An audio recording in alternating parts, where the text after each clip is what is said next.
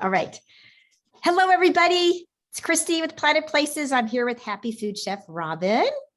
Hello, Hey, Robin. Chris. Hi, Chrissy. It's good to be back. It's good to be back, and it's here. It is like the end of November almost. So that we were just freaking out about that. But what's really neat, you guys, this is a special Thanksgiving interview that we're doing because, of course, Thanksgiving is all about food. It's a lot of things, being grateful, but of course, it's about food first and foremost. And so this is a big one for Robin. And what we wanted to do today, you guys, is to talk about how plant-based Thanksgiving and specifically vegan, what are some things that we can be doing? We have a lot of customers, a lot of people interested in it from that perspective, or vegetarian. But like when we go to Thanksgiving and let's say we're going to someone's house and we want to bring something, we want to talk about what are some things we can do.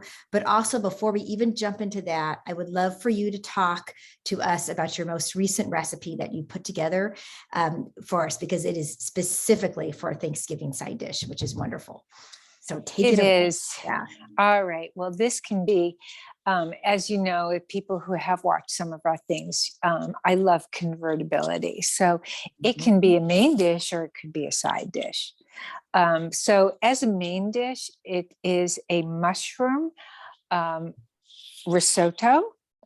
And the difference in this one is that I use a short grain brown rice, because I basically start off, because if you Google recipes, you're going to come up with a million different risottos, whether it's vegetarian or not. So the differentiation with hopefully what I like to do with Planted Places is I like to keep our recipes really as clean as possible. Then you can convert those. And if you want to use olive oil and saute your onions and garlic and mushrooms and all of that in olive oil or in butter or a combination thereof. People do that. That's the norm. What I'm trying to give to Planted Places is really the healthiest options that still taste great, but a different way to do it. So how I did this risotto, and this can be a main dish, or you could take this and you could substitute out the rice. You could put in a quinoa. You could put in farro, a different grain. You could even stuff it. If you did it with farro, you could stuff it into a squash, into a butternut squash. Right. Acorn squash. Yeah. Absolutely. Or even if you had a huge zucchini, I sometimes hollow out a big zucchini and I stuff it with a rice stuffing and then make slices, cook it whole. And then you make slices, and it's a beautiful, beautiful entree or side dish. Anyway, this is your basic risotto. And a few things I did different in this. So we have the short grain brown rice. I cooked that in a vegetable broth, in a really clean vegetable broth instead of water. Okay. So we prepared that. Then what I did is I used tons of onion, big sweet onion, so a big full one, chopped up bell pepper, and I used asparagus, and then I also used mushrooms, baby bell mushrooms, a lot of mushrooms. So I first do a water saute of my onion. So I do the water saute of the onion, get that mostly blanched. And what do you mean by water saute? What do you mean by that? Okay, and we do have the video, so you're going to see it actually. Yep. So in a saucepan, you take your chopped onion and you put in probably, I would say, 1/4 cup of water. Okay. Now you could use vegetable broth. I added that afterwards, but I started with water. So I just start to boil it in the water. It's a saute, really, because it's not in a ton of water. It's only in 1/4 cup of water. And I watch it, and I had fresh garlic pressed into it as well. So I get that, so it's cooked. Then from there, I added in the red peppers. I added in the asparagus, get those going, and the bell pepper, asparagus, get those in there, water sauteing also.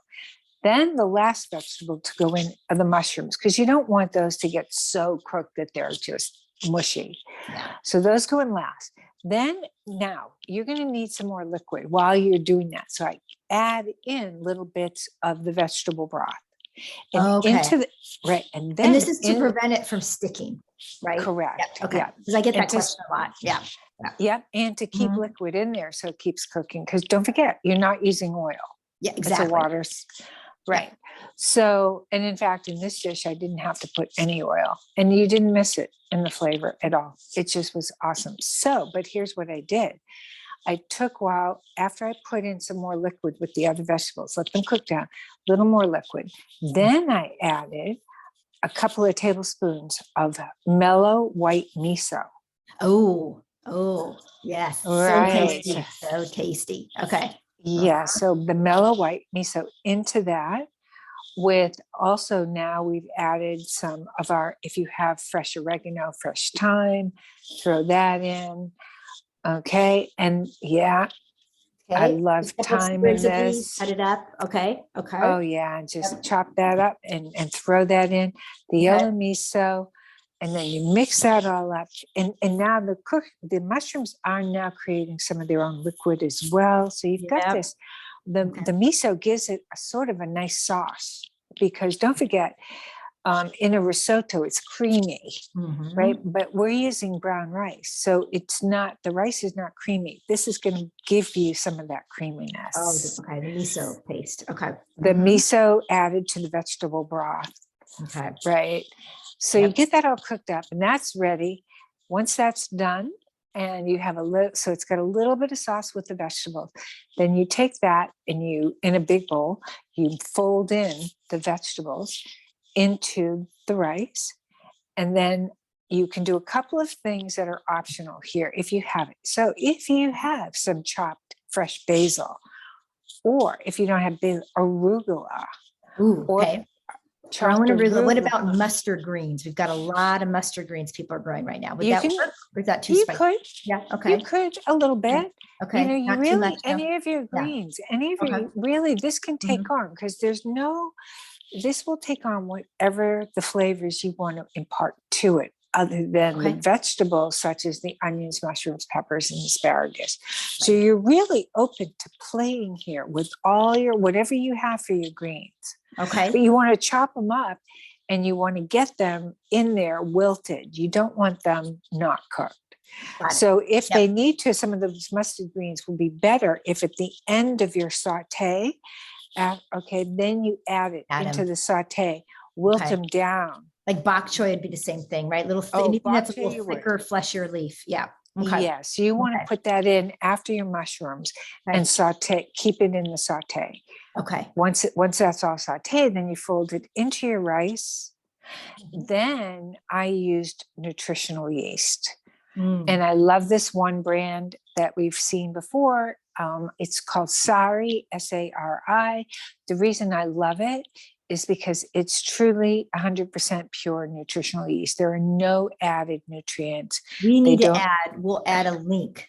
We need to add a link into to this video. So people know that, because that will be something that, yeah, perfect. Yes, because most of your nutritional yeasts they're fortified Mhm. with other things that you don't. They're not really pure. This company is really good, and the Okay. taste is awesome. It's so cheesy and it's out And of that's this what I was going world. to ask you. So what is the yeast bringing into this? The cheesy flavor. Aspect of it. Okay. Okay. Right. Now, it's not a Parmesan flavor. It's Yeah. more of a cheddar flavor, but it's really sort of neutral. It's just this Mhm. beautiful cheesy flavor. But you Okay. could use, if you don't want to be vegan, you can use Parmesan. Obviously, at the end, you just fold in grated Parmesan, or Okay. you can use a vegan Parmesan. Mm, They have okay. vegan Parmesan. I'm not fond of the vegan. I really think if you want the real cheese, go for real cheese. Otherwise, use your nutritional yeast. Okay. Okay. Yeah. Excellent. Yum. Now, how long to take? This doesn't sound like it takes a lot of time. It can be done really fast because essentially you can do your prepping, your chopping of your vegetables while your rice is cooking. Mhm. The reason I chose to use the short grain brown rice as opposed to a Borio, which is your traditional risotto rice, Right. is because you have to be there. Well, yeah, You that's exactly what I was thinking. Cause I'm like, she didn't correct. talk about stirring. No, Okay. no, because Right. Yeah. everybody is under so much pressure these days, time wise, and that is it takes a long time. So, to make this with a Boreal would be a whole labor intensive thing because you've got to have all your veggies cooked. I mean, you have to have them prepped prior, and I would do, you still can do them and do a water saute, but if I'm going to do a Boreal rice, I'm going to do a traditional risotto and make Right. it. Right. Yes. So, Yeah. there are times when you want to do one Yeah. thing at a time. And so, and then the other thing is you take this mixture Mhm. and you could easily just take that whole mixture and put that on top of just mixed greens. Okay. And they just Ooh. melt down with that hot rice mixture on top of it. And, Okay. squeeze some lemon over it and you got to be right. You got a Yeah. really nice dish. Yeah. So Or you, like you said in the beginning, you stuff your squash with it, your you butternut can or stuff your squash acorn, yeah. Uh-huh. yeah, Okay. or your even bell peppers, red bell peppers. Oh, Yeah, stuffed peppers. We did some videos on stuffed yeah, peppers. yeah, I was gonna say we did that. Yeah. Yeah, so Yummy. it's so good. Wonderful. No, and that is so now let's talk about just a lot of people, going to the Thanksgiving friends, family, and they're bringing something. What are some just good tips for that? And specifically vegetarian, vegan related, and by the way, the reason I'm focusing too a lot on vegan is this is National Vegan Month. Did you know that? Of course you know that. Yes. So yeah, so it's like, it's Thanksgiving. Let's bring that in. Yeah. Yeah. And in fact, I used to do Thanksgiving, because I was a raw food chef at a restaurant. So for Thanksgiving, we did do what we did because we didn't cook rice, but we still used rice. We had dehydrators. So we would take black wild rice, and we would take out all the drawers of the dehydrators, and in a big stainless steel pot, we would soak overnight the black rice. First, soak it overnight. Then the next night, we would fill it up with water, fresh water, fill up the pot, and then put it in the dehydrator overnight. Come back the next morning, the rice is cooked. Oh, Because the wow. rice is the dehydrator is at 108 degrees. And what happens is it heats and it absorbs all the water, and then it just bursts. So it's black on the outside, but when it breaks open, the rice is white. Right. So it's and it curls. That Oh my is God. cool. Just overnight. Yeah. After Overnight. soaking it, of course. Yeah. Yeah, Wow. it is so gorgeous. And so then we would take that rice and we would mix it with all kinds of veggies, raw veggies, and nuts, walnuts or pecans, whatever you wanted to do. You could even put in some dried fruit if you wanted a sweet rice. Cranberry. Yep. Right. And then we would take it and while we would make that whole concoction, we would then also dehydrate for several hours red peppers to get them ready, because we didn't want raw, cold red peppers or even raw red peppers that didn't have anything done. So we would put those at 6 a.m. into the dehydrator the morning of Thanksgiving, get them ready to be stuffed. The rice is already done. We just add all the veggies, and then we stuff the peppers and put them into the dehydrator, and then they're ready in an hour, and they are just out of this world. Oh, wow. So this is the colors. You keep hearing like the dehydration. Now they have dehydration units that are actually pretty inexpensive for people to be home. So it's like, wow. And you can do amazing things. I mean, you can make a ratatouille in a dehydrator. You can make, I mean, we made everything. And the dehydrator was our oven. It just takes longer. You just have to, it sounds like you got to plan time it, right? Like the day before, what are you going to do? So that, exactly. So, but that was the stuffed peppers were our main dish. But if I would go into someone's house and I wanted to bring something really special, because most people, if they're in a hurry, they whip out the cranberry sauce in the can or the jar, whatever. And there's nothing better than a homemade cranberry sauce. But one that most people never have even tried is a raw cranberry, uncooked. Okay. And there's a million ways to do that. So you've got your cranberries and you chop them up. So you do all of this in your food processor. Takes Okay. 2 minutes. It's Oh so God. fast. Okay. 2 minutes. I like it. I'm sorry. Okay. So you take some orange or Okay, of mandarin course. oranges Yep. or oranges, Okay. your cranberries, put Okay. them in a food processor, Mhm. add in some either walnuts or pecans, whatever nut you want, throw them in, some orange zest, Best. Okay. and some dates, majul dates that you have first chopped up really Okay. well. Add that in, and you have a gorgeous cranberry relish. Oh, I am doing that. And then I'm top it with hosting, some but I'm fresh, doing it. and Oh my then gosh. some fresh mint. I was going on to say, top. now there's got to be a mitt. Off the Fresh wall, mint. everybody. Oh, that's wonderful. Oh my So God. I'll post a recipe. I'll post Okay. a recipe. I won't make it, but I'll post a Okay. recipe And for it's so that. easy. It's so easy. It's so easy. It's It is a 2-minute ridiculous. thing. Oh my gosh. I love it. I love it. Yeah. And it's great because if you want, and then you can adjust things. So if you really want more sweetness or you need more sweet, you can either use maple syrup or dates. You can use the good sweeteners, your maple syrup, date sugar, or dates, real dates. So it depends. You can vary it depending on what you have. Real dates though really do it. I mean, I gotta Oh, say, yeah. I mean, it's that is real my dates go-to are- sweetener. Yeah. It's been yes, exactly. So, oh, that's great. Oh, good. Well, you Yeah. have it set up and ready to go for our Thanksgiving. Yes. That's wonderful. Yes. I love it. I love Yeah. it. Thank you so much, Robin. I want to do a little plug because we're talking about herbs right now, but it's like I got them behind me, guys. So this Saturday, you can see it here. This Saturday, we're doing a deep dive workshop, and some people you're going to see this potentially tomorrow when we send it out to members, or you're going to watch this video after our herb workshop, so you'll know about it. But we're going to be focusing on sage. I just have to show this. This is a shrub that has been in this pot. It is going on year 2.5. This is 2.5 years. Isn't this crazy? I cut it back, but now you got to understand it's very cold. So it's getting kind of long, right? So I'm going to cut it back, but Kaylee is going to tell us how to take care of our herbs that are growing in our pots and what we can be doing with them. And we're going to be talking about care through the winter, but also too, we're going to be focusing on sage. Talking about sage smoke cleansing, sage smudge bundles, talk a little bit about the ritual for that, but then also talk about how you do that and then decorating for holidays and really care of herbs. So I'm excited because you always cover the cooking with herbs. And now I'm like, okay, guys, you got to keep them going. So we're going to be talking about that. So great. Excellent. Awesome. And what is up for, I don't want to put you on the spot here, Robin, because you are so creative. And by the way, I was talking to a member today and she's like, I love Robin's focus on how you just get comfortable with the variation. We're going to do this, but you can change it up and you can do it that way. People love that. I have to give you that feedback. Oh, good, So good. What do you have? What are you thinking about for December?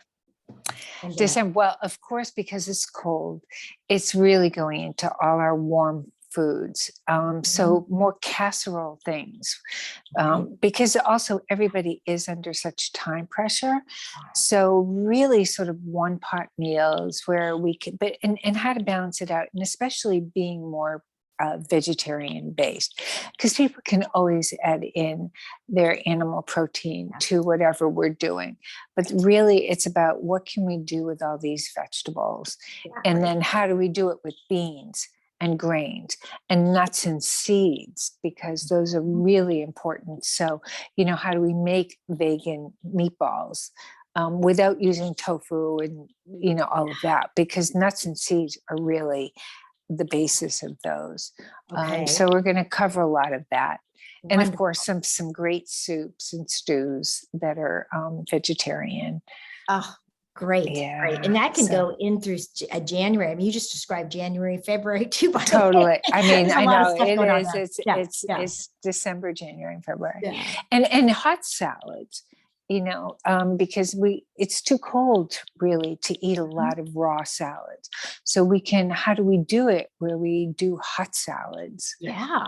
I'm curious. Yeah. So yeah, exactly. I get to, Right, because a lot of Mhm. it is, cooking your vegetables that you would normally put into the salad, and then at the very end, throwing it over either your greens or wilting them down into it.